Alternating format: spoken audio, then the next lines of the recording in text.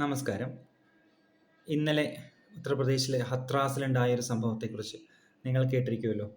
ഒരു ആൾദൈവത്തിൻ്റെ ഒരു ചടങ്ങിൽ വെച്ച് തിക്കിലും തിരക്കിലും പെട്ട് 121 പേരാണ് മരിച്ചത്. 121 വിലപ്പെട്ട മനുഷ്യജീവനുകളാണ് പൊലിഞ്ഞത്. അതിനെക്കുറിച്ച് ഇന്നത്തെ പത്രത്തിൽ ഒന്നുകൂടി വായിച്ചു. അപ്പോൾ ഞാൻ ആ വാർത്തയുടെ കുറച്ച് ഭാഗങ്ങൾ ആദ്യം ഒന്ന് വായിക്കാം. ആൾദൈവത്തിൻ്റെ യഥാർത്ഥ പേര് സൂരജ് പാൽ എന്നാണ്. ദുരന്തത്തിന് പിന്നാലെ ഒളിവിൽ പോയ ഇയാളെ കണ്ടെത്താനായിട്ടില്ല. ഇദ്ദേഹത്തിന്റെ അടുത്ത അനുയായിയും പരിപാടിയുടെ മുഖ്യ സംഘാടകനുമായ കുറച്ച് പേരുടെ പേരിൽ കേസെടുത്തിട്ടുണ്ട്. എന്നാൽ ആൾദൈവത്തിന്റെ പേര് FIR-ലില്ല. അത് നിയമപരമായ ഒരു കാര്യം. It's pathetic. അത് സത്യമാണെങ്കിൽ, ഈ വാർത്ത സത്യമാണെങ്കിൽ അയാളുടെ പേര് ഇല്ലാത്ത FIR-ന് എന്ത് വാലിഡിറ്റിയാണുള്ളത്? പോട്ടെ, അതൊരു വിഷയം. രണ്ടാമത്, ഈ പരിപാടിയുടെ നിയമപരമായ ചട്ടലംഘനം നടന്നിട്ടുള്ളത്. ഇതിൽ പരിപാടിയിൽ പങ്കെടുത്തവർ 2.5 ലക്ഷം പേര്, പോലീസ് അനുമതി നൽകിയത് 80,000 പേർക്ക്, അറസ്റ്റിലായവർ 0. The whole system has failed എന്നുള്ളതൊക്കെ സത്യമാണ്. ഓക്കെ, അതും പറയുന്നു. എൻ്റെ മെയിൻ വിഷയം അതല്ല. അപകടം എങ്ങനെ ഉണ്ടായെന്നുള്ളതിനെ കുറിച്ച് പറയുന്നുണ്ട്. പ്രാർത്ഥനാ സമ്മേളന വേദിയിൽ നിന്ന് ഭോലെ ബാബ മടങ്ങുന്നതിനിടെ ഇയാളുടെ വാഹനത്തിന്റെ ടയറിനരികിൽ നിന്ന് ഉയർന്ന മണ്ണും പൊടിയും ശേഖരിക്കാൻ അനുയായികൾ തിരക്കുകൂട്ടി. ആ സമയത്ത് നിലത്തിരുന്നവരുടെ ദേഹത്തേക്ക് പിന്നിൽ നിന്ന് കുതിച്ചെത്തിയവർ വീണാണ് അപകടമെന്ന് FIR-ൽ പറയുന്നു.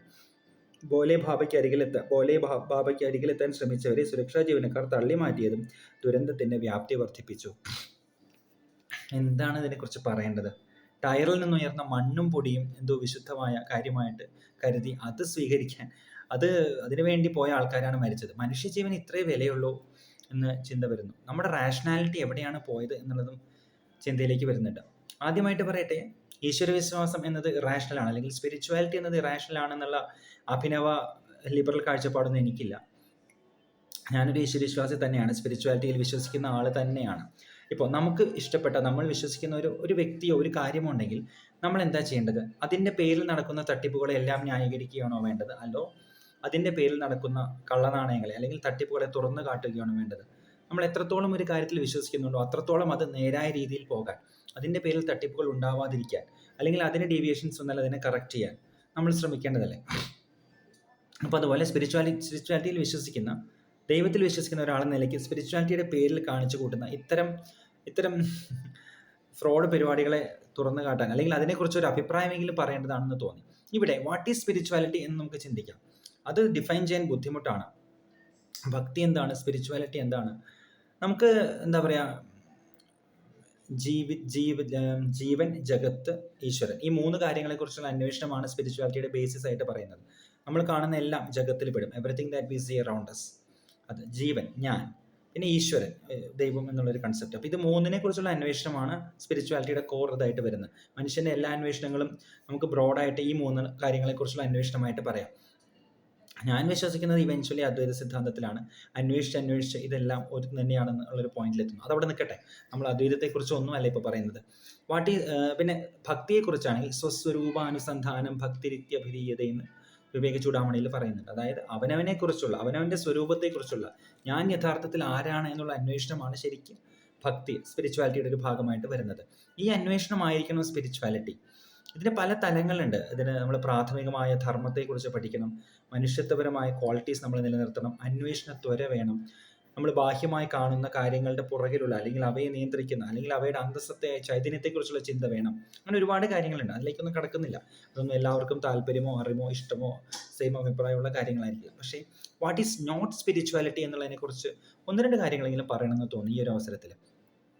ഒരു വ്യക്തി ആരോ ആയിക്കോട്ടെ, അയാൾ എന്തെങ്കിലും മാജിക്കുകൾ കാണിച്ചിട്ട് മറ്റൊരാളുടെയോ ലോകത്തിൻ്റെയോ മൊത്തം പ്രശ്നങ്ങൾ പരിഹരിക്കാമെന്ന് പറയുന്നുണ്ടെങ്കിൽ, അവകാശപ്പെടുന്നുണ്ടെങ്കിൽ, ദാറ്റ് ഈസ് നോട്ട് സ്പിരിച്വാലിറ്റി.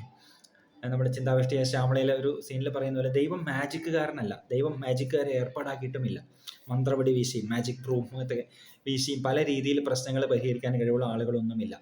നമ്മുടെ പ്രശ്നങ്ങൾ ഇവൻച്വലി നമ്മൾ തന്നെ പരിഹരിക്കണം എന്നുള്ളതാണ് സത്യം, whether we are God believing or not, അല്ലേ?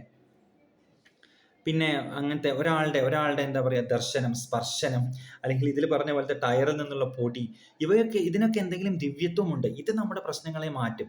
ഇത് ധരിച്ചത് കൊണ്ടോ അല്ലെങ്കിൽ ഇത് കയ്യിൽ കിട്ടിയത് കൊണ്ടോ നമ്മുടെ പ്രശ്നങ്ങൾ മാറും, നമ്മളോ ലോകമോ ഒരു ബെറ്റർ പ്ലേസ് ആവുന്ന ആരെങ്കിലും വിചാരിക്കുന്നുണ്ടെങ്കിൽ that doesn't suit our senses, അല്ലേ? അങ്ങനെ ഒരു മാജിക്കൽ പവറൊന്നും ആർക്കുള്ളതായിട്ട് ഞാൻ വിശ്വസിക്കുന്നില്ല. എല്ലാ മനുഷ്യരും എന്താ പറയുക, അന്തസ്സത്തയിൽ ഒന്ന് തന്നെയാണ്. ചിലർ തങ്ങളെക്കുറിച്ച് കൂടുതൽ അന്വേഷിക്കുന്നു, പല രീതിയിൽ കഴിവുകൾ നേടുന്നു. അത്രയേ ഉള്ളൂ. അതിനപ്പുറത്തേക്ക് ഒരു ഇൻട്രിൻസിക് എക്സ്ട്രാ ക്വാളിറ്റി ഒന്നും ഒരു മനുഷ്യനോ ഒരു ദിവ്യനോ ഒരു ആൾദൈവത്തിനോ ഇല്ല. അങ്ങനെ ഉണ്ടെന്ന് ആരെങ്കിലും നമ്മളെ വിശ്വസിപ്പിക്കാൻ ശ്രമിക്കുന്നുണ്ടെങ്കിൽ അത് ശരിയല്ല എന്ന് മനസ്സിലാക്കാനുള്ള മിനിമം റാഷണാലിറ്റിയെങ്കിലും നമ്മൾ റീറ്റെയിൻ ചെയ്യേണ്ടതാണ് എന്നുള്ളതാണ് എനിക്ക് തോന്നുന്നത്. എനിക്ക് പലപ്പോഴും ഇത് വേറെ മേഖലകളിലും തോന്നാറുണ്ട്. സ്പോർട്സിലൊക്കെ ആണെങ്കിൽ പോലും ഒരാൾ ഉപയോഗിച്ച ഷർട്ട്, അയാളുടെ ഷൂ, അയാളുടെ അത് ഇതൊക്കെ നമ്മൾ എന്തോ ദിവ്യവസ്തുവായിട്ട് കരുതുക, ശേഖരിക്കുക. ദിവ്യവസ്തു അല്ലെങ്കിൽ ട്രഷേർഡ് ഐറ്റമായിട്ട് എന്താണ് അതിൻ്റെ അർത്ഥമുള്ളത്? സ്പോർട്സിലും വേറെ ചില കേസുകളിലും ഇത്തരം കിട്ടുന്ന മണി ചാരിറ്റിക്ക് ഉപയോഗിക്കാറുണ്ട് എന്നുള്ളത് നല്ല വശമാണ്, അതില്ല എന്ന് പറയാനില്ല. പക്ഷേ തത്വപരമായിട്ട് അതിലൊന്നും വലിയ വിശേഷമൊന്നുമില്ല. ഒരാളൊരു ഒരു ഫീൽഡിൽ സ്കിൽഡ് ആയിരിക്കാം, അതിനർത്ഥം അയാൾക്കൊരു ദിവ്യത്വമോ എക്സ്ട്രാ ഇതൊന്നുമില്ല. ആരാണെങ്കിലും, അതിപ്പോൾ സച്ചിൻ ടെണ്ടുൽക്കർ ആണെങ്കിലും ലയണൽ മെസ്സി ആണെങ്കിലും വിരാട് കോഹ്ലി ആണെങ്കിലും ഫോർ ദാറ്റ് മാറ്റർ എനിവൺ, ആൾദൈവമാണെങ്കിലും അവരുടെ എന്താ പറയുക സാധനങ്ങൾ, അവരുടെ കാര്യങ്ങൾ, ഇതിലൊക്കെ എന്തോ വലിയൊരു ഇതുണ്ടെന്ന് എനിക്ക് തോന്നിയിട്ടില്ല. ഈവൻ ഒരു കയ്യപ്പാണെങ്കിൽ പോലും എനിക്കതിൽ പ്രത്യേകിച്ച് എക്സ്ട്രാ തോന്നിയിട്ടില്ല. അവരുടെ സ്കില്ലിനെ നമുക്ക് അപ്രീഷിയേറ്റ് ചെയ്യാം, ഇഷ്ടപ്പെടാം.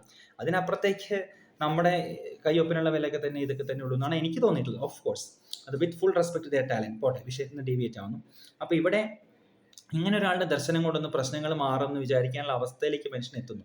പലപ്പോഴും എക്സ്ട്രീം സഫറിങ്, ദാരിദ്ര്യം, തീരാത്ത പ്രശ്നങ്ങൾ, സാമ്പത്തികമായിട്ടുള്ള സാമൂഹികമായിട്ടുള്ള അരക്ഷിതാവസ്ഥ, അങ്ങനത്തെ പത്തറ്റിക് കണ്ടീഷൻസ് ആണ് ഇത്തരത്തിലൊരു മാജിക് സൊല്യൂഷനെ കുറിച്ച് ചിന്തിക്കാൻ പലരെയും പ്രേരിപ്പിക്കുന്നത്. അത്തരത്തിലുള്ള സാമൂഹിക യാഥാർത്ഥ്യങ്ങളെ കാണാതിരിക്കുന്നില്ല, അതുണ്ട്. പക്ഷെ അത് നമുക്ക് ഒറ്റയടിക്ക് പരിഹരിക്കാൻ പറ്റുന്ന കാര്യം അല്ല എന്നുള്ളത് മനസ്സിലാക്കുന്നു. പിന്നെ ചിദാനന്ദപുരി സ്വാമികൾ പറയാനുള്ള ഒരു ഉദാഹരണമുണ്ട്. ഒരു മലയുടെ മുകളിൽ ഒരാളെ കണ്ടു കഴിഞ്ഞാൽ നമുക്ക് രണ്ട് രീതിയിൽ ചിന്തിക്കാം. അയാൾ ആകാശത്ത് നിന്ന് വന്ന് വീണതാണെന്ന് ചിന്തിക്കാം, നിലത്ത് നിന്ന് മല കയറി പോയതാണെന്നും ചിന്തിക്കാം. നമുക്ക് ഏതെങ്കിലും രീതിയിൽ ഒരാളോടൊരു ഇഷ്ടമോ എന്തെങ്കിലും തോന്നുന്നുണ്ടെങ്കിൽ അയാൾ മാജിക്കൽ പവറുള്ള ആകാശത്ത് നിന്ന് വീണതോ ദൈവം നിയോഗിച്ചതുമായ ആളായിട്ട് കരുതുന്നതിനേക്കാൾ എന്തുകൊണ്ടും നല്ലത് അയാൾ നമ്മളെപ്പോലെ സാധാരണക്കാരനാണ്. അയാളുടെ എന്തെങ്കിലും സ്കിൽസ് ഡെവലപ്പ് ചെയ്ത് കുറച്ചുകൂടി ഉയർന്ന രീതിയിലേക്ക്, കുറച്ചും കൂടി കോൺസെൻട്രേറ്റ് ചെയ്യാൻ കഴിയുന്ന രീതിയിലേക്ക് ഉയർന്നു എന്ന് ചിന്തിക്കുന്നതാണ് കുറച്ചും കൂടി ഭേദം. അങ്ങനെ ചിന്തിക്കണമെന്നുണ്ടെങ്കിൽ ഈ മാജിക്കൽ തിയറിയോട് എനിക്കൊട്ടും യോജിപ്പില്ല. നല്ലൊരു ഉദാഹരണമായിട്ട് തോന്നി മലയുടെ മുകളിലുള്ള ആളും താഴെ നോക്കുന്നവരും. ഈ മലയുടെ മുകളിലുള്ള ആൾ മുകളിൽ നിന്ന് ഡ്രോപ്പിംഗ് ചെയ്തതാണെന്ന് വിശ്വസിച്ചാൽ നമ്മൾ അയാളെ ദിവ്യനായി കാണും, അയാളുടെ പടം വെച്ച് തൊഴുതും. പക്ഷെ അയാൾ പറഞ്ഞ കാര്യങ്ങളൊന്നും ശ്രദ്ധിക്കില്ല. നേരെ മറിച്ച് നമ്മളെപ്പോലെ നിലത്തുന്നവരാണ് പിന്നെയാണ് കയറി വന്നിട്ടുണ്ടെങ്കിൽ അങ്ങനെ വിചാരിച്ചാൽ നമുക്കും കയറാൻ കഴിയും. അറ്റ് കോർ അയാൾ നമ്മളെപ്പോലത്തെ ഒരാൾ തന്നെയാണ് എന്നുള്ളൊരു കുറച്ചും കൂടി റാഷണലായ ഒരു ചിന്തയാണ് നമുക്ക് വരിക, അല്ലേ? ഇത് ആരുടെ കേസിലും ബാധകമാണ്, അല്ലെ? അവതാരങ്ങളുടെ കേസിലാണെങ്കിലും, ചരിത്ര പുരുഷന്മാരുടെ കേസിലാണെങ്കിലും, രാഷ്ട്രീയത്തിലെ ഐഡൽസിന്റെ കേസിലാണെങ്കിലും, എവിടെയാണെങ്കിലും ഇത് ബാധകമാണ്. അതിനപ്പുറത്തേക്ക് ആരുടെയും ഒന്നിൻ്റെയും ഒരു ദിവ്യവൽക്കരണത്തിന് നമ്മൾ കൂട്ടുനിൽക്കാൻ പാടില്ല. ഞാൻ ബഹുമാനിക്കുന്ന സ്പിരിച്വൽ ഫീൽഡിൽ ഞാനും ഇഷ്ടപ്പെടുകയും ബഹുമാനിക്കുകയും ചെയ്യുന്ന ആളുകളുണ്ട്. ഇപ്പം ഞാൻ എന്താ പറയുക സ്പിരിച്വൽ ടോക്സ് കേൾക്കാറുണ്ടെങ്കിൽ ചിദാനന്ദപുരി സ്വാമികളുടെയാണ് ഏറ്റവും കൂടുതൽ കേൾക്കാറ്, അധ്യാത്മാനന്ദ സരസ്വതി സ്വാമികളുടെ കേൾക്കാറുണ്ട്, പിന്നെ വേറെ ചില ബുക്സ് വായിക്കാറുണ്ട്. പക്ഷെ അവിടെയൊക്കെയും അവരെല്ലാം ഞാനൊരു ഗുരു എന്ന നിലയിലാണ് എടുക്കുന്നത്. ഒരു ദിവ്യത്വം ഞാൻ അവർ കൽപ്പിക്കുന്നില്ല, അവർ സ്വയം ഒരിക്കലും അങ്ങനെ കൽപ്പിച്ച് കണ്ടിട്ടില്ല. അതും ഒരു സ്പിരിച്വാലിറ്റിയുടെ ഒരു ക്രൈറ്റീരിയ ആയിട്ട് പറയാം. ഞാനൊരു ദിവ്യനാണ്, മഹാനാണ്, എനിക്ക് മാന്ത്രിക ശക്തി ഉണ്ട് എന്നൊരാൾ പറയുകയാണെങ്കിൽ, നേരിട്ടോ അല്ലാതെയോ പറയുകയാണെങ്കിൽ അത് മിക്കവാറും ഒരു ശരിയായ പരിപാടി ആവാൻ സാധ്യതയില്ല. കാര്യം യഥാർത്ഥത്തിൽ അങ്ങനെ ആരും പറയില്ല, യഥാർത്ഥത്തിലുള്ളവരൊരിക്കലും അങ്ങനെ പറയില്ല.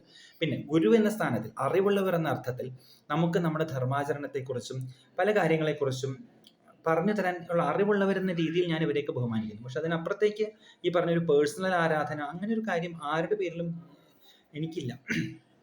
അപ്പോൾ ഇനി ദൈവവിശ്വാസത്തിൽ തന്നെ ഡിവോഷണൽ ആസ്പെക്ട്സ് വരുന്ന ഭാഗത്ത് നമ്മൾ ദിവ്യത്വത്തെക്കുറിച്ച് പലപ്പോഴും പറയാറുണ്ട്. ഭക്തി എന്ന വികാരത്തെ ഒന്ന് ഊട്ടിയുറപ്പിക്കാനായിട്ട് പലപ്പോഴും അത്തരത്തിലുള്ള കാര്യങ്ങൾ ഉപയോഗിച്ചിട്ടുണ്ട്. അത് വായിക്കാം, നമുക്ക് ചില അവസരത്തിലെങ്കിലും നമുക്ക് ജീവിതത്തിൽ അത് വേണ്ടി വരും. നമ്മുടെ പല ദുരിതങ്ങളിൽ നിന്നും കരകയറാൻ, പ്രത്യാശ ജനിപ്പിക്കാൻ നമുക്കത് വേണ്ടി വരും. ആ ഒരു അവസരത്തിൽ താൽക്കാലികമായിട്ട് അത് ഉപയോഗിക്കുന്നത് തെറ്റില്ല. നമുക്ക് നമ്മുടെ ദുരിതങ്ങളിൽ നിന്ന് താൽക്കാലികമായി കരകയറാൻ ഏതൊരു വഴിയും, ദോഷകരമല്ലാത്ത ഏതൊരു വഴിയും ആശ്രയിക്കാം. പക്ഷെ ആ ഒരു ഇമീഡിയറ്റ് ട്രോമ സ്റ്റേജ് കഴിഞ്ഞാലും പിന്നെയും അത് തന്നെ വിശ്വസിക്കുകയും അത് കൊണ്ടു നടക്കുകയും ചെയ്യുന്നതിൽ അർത്ഥമില്ല, അല്ലേ? യഥാർത്ഥ സ്പിരിച്വാലിറ്റിയിൽ അതിന് യാതൊരു സ്ഥാനവുമില്ല, മാജിക്കൽ വടിയുമായിട്ട് വരുന്നവർക്ക്. അപ്പോൾ ഇത്തരത്തിലുള്ള കാര്യങ്ങൾ നമ്മൾ അതിൽ ക്യാരിഡ് അവേ പോവാതിരിക്കാൻ നമ്മളെപ്പോഴും ശ്രദ്ധിക്കുക. Always try to focus on the idea, not on the person. Personal godification നമ്മൾ എവിടെയും എത്തില്ല. വിഭൂതി ആകാശത്ത് നിന്ന് എടുക്കൽ, അത് തുടങ്ങിയ കലാപരിപാടികളൊന്നും അധികം പ്രോത്സാഹിപ്പിക്കാതിരിക്കുക എന്നുള്ളതാണ് ഒരാൾ ചെയ്യേണ്ടത്. അഗെയിൻ റിപ്പീറ്റ്, ഈശ്വരവിശ്വാസം ഇറാഷണൽ ആണെന്നോ നിരീശ്വരവാദമോ സോക്കോൾ യുക്തിവാദമോ റാഷണൽ ആണെന്നുള്ള ലിബറൽ അഭിപ്രായം എനിക്കില്ല. ഞാൻ അതല്ല, അതിനെ ഞാൻ ശക്തമായിട്ട് എതിർക്കുകയും ചെയ്യുന്ന ഒരാളാണ്. അപ്പോൾ യഥാർത്ഥ സ്പിരിച്വാലിറ്റിയിൽ വിശ്വസിക്കുന്ന ഒരാളെന്ന നിലയിലാണ് ഇത്രയും കാര്യങ്ങൾ പറഞ്ഞത്. പിന്നെ ഞാൻ മുമ്പൊരു വീഡിയോയിൽ പറഞ്ഞുള്ളൂ, always try to never be a follower of anyone. At best you can be a disciple, അല്ലേ? അതിനപ്പുറത്തേക്ക് ഫോളോവർ, ഒരാൾ എന്ത് പറഞ്ഞാലും ഫോളോ ചെയ്യുന്ന, എന്ത് പറഞ്ഞാലും എൻഡോസ് ചെയ്യുന്ന, സ്വന്തം തലച്ചോറിനെ ബൈപ്പാസ് ചെയ്യുന്ന ഒരു ഫോളോവറായി ഒരിക്കലും മാറാതിരിക്കും. We have too many followers and very little people who think upon what they say. അതുപോലെ ഒരു നേതാവ് പറഞ്ഞ ഒരു ആൾ പറഞ്ഞ ആശയങ്ങളെ ശ്രദ്ധിക്കുക. ഇപ്പോൾ ഗാന്ധിജി ആണെങ്കിലും ശ്രീബുദ്ധനാണെങ്കിലും ആരാണെങ്കിലും ഇവരുടെ എല്ലാം എല്ലാ ആശയങ്ങളോടും എനിക്ക് യോജിപ്പില്ല കേട്ടോ. പ്രതികരണശേഷിയെ ഹനിക്കുന്ന രീതിയിലുള്ള അഹിംസാ സിദ്ധാന്തത്തോട് എനിക്ക് യോജിപ്പില്ല. അഹിംസ വേണ്ടിടത്ത് അഹിംസ, നമുക്ക് ഡിഫെൻഡ് ചെയ്യേണ്ടടുത്ത് ഡിഫെൻഡ് ചെയ്യുക തന്നെ വേണമെന്നുള്ളതാണ് ഞാൻ വിശ്വസിക്കുന്നത്. എങ്കിലും ഉദാഹരണത്തിന് വേണ്ടി ഗാന്ധിജിയുടെയും ശ്രീബുദ്ധൻ്റെയും കാര്യങ്ങൾ പറഞ്ഞു എന്നേ ഉള്ളൂ. ശ്രീബുദ്ധൻ പറഞ്ഞ കാര്യവും ഗാന്ധിജി പറഞ്ഞ കാര്യവും ശ്രീരാമൻ പറഞ്ഞ കാര്യവും ഒക്കെ നമുക്ക് കേൾക്കാം. അതല്ലാതെ ഇപ്പോൾ എന്താ പറയുക, ഒരാളുടെ വ്യക്തിപരമായ ആഘോഷങ്ങൾ അതല്ല അവരുടെ ഓരോ കാര്യങ്ങളെ സൂക്ഷിച്ചു വയ്ക്കുക, അങ്ങനത്തെ രീതിയിലുള്ള എനിക്ക് യോജിപ്പില്ല. അപ്പോൾ അതിവിടെ പറയുന്നു. ഈ ഒരു ഇൻസിഡൻസ് കണ്ടപ്പോൾ ഇനിയും നമ്മുടെ രാജ്യത്ത് ഇതുപോലത്തെ കാര്യങ്ങൾ ഉണ്ടാവും. കാര്യം യഥാർത്ഥ സ്പിരിച്വാലിറ്റി എന്താ നമ്മൾ മനസ്സിലാക്കിയിട്ടില്ല. പ്രശ്നങ്ങളുടെ നടുവിൽ കഴിയുന്ന നമ്മൾ ഇത്തരം ഫേക്ക് സ്പിരിച്വാലിറ്റിയിലാണ് പലപ്പോഴും ചെന്ന് കുടുങ്ങിയിട്ടുള്ളത്. Always try to focus on the idea. Eventually spirituality is എന്താ പറയുക, deep thinking about our selves and about realisation, അല്ലേ? നേച്ചർ, ആ ചൈതന്യം, ആ ശക്തി, അതാണ് ഞാൻ വിശ്വസിക്കുന്ന ദൈവം. ഈ പ്രപഞ്ചത്തെ നിലനിർത്തുന്ന ചൈതന്യം, അതിൽ ഓരോ അണുവിലും തുടിക്കുന്ന ചൈതന്യം, എന്നിലും മറ്റുള്ളവരിലും എല്ലാത്തിലും ഒരേപോലെ നിറഞ്ഞു നിൽക്കുന്ന, അതിന് സത്താസ്ഫൂർത്തി നൽകുന്ന, അതിന് ഉണ്മ നൽകുന്ന ചിദാനന്ദ സ്വരൂപമായ സച്ചിദാനന്ദ സ്വരൂപമായ ചൈതന്യം, അതാണ് ഞാൻ വിശ്വസിക്കുന്ന ദൈവം. ആ ദൈവത്തെ പല രൂപത്തിൽ പലരും ആരാധിക്കാറുണ്ട്, ദാറ്റ്സ് ഫൈൻ. പക്ഷേ ഇവൻച്വലി അത് ഈ ഒരു തലത്തിലാണ് എത്തേണ്ടത്. അപ്പോൾ ഇത്തരം ആൾദൈവങ്ങളും ഇൻസിഡൻസും ഇനിയും ഉണ്ടാവരുത് എന്ന് പ്രാർത്ഥിക്കുന്നു. നടക്കില്ല എന്ന് അറിയാമെങ്കിലും ആഗ്രഹിച്ചു പോകുന്നു. ഈ 2024 ഇന്ത്യ ഈ ഒരു അവസ്ഥയിൽ കുറേ സ്ഥലത്തെങ്കിലും കുറച്ച് പേരെങ്കിലും ഉള്ളത് ദുഃഖകരമാണ്. സോ നമ്മുടെ എല്ലാവരെയും ചിന്തിക്കാനുള്ള കഴിവ് കൈമോശം വന്ന് പോകാതിരിക്കട്ടെ എന്ന് ആത്മാർത്ഥമായിട്ട് ആഗ്രഹിക്കുന്നു. Thank you.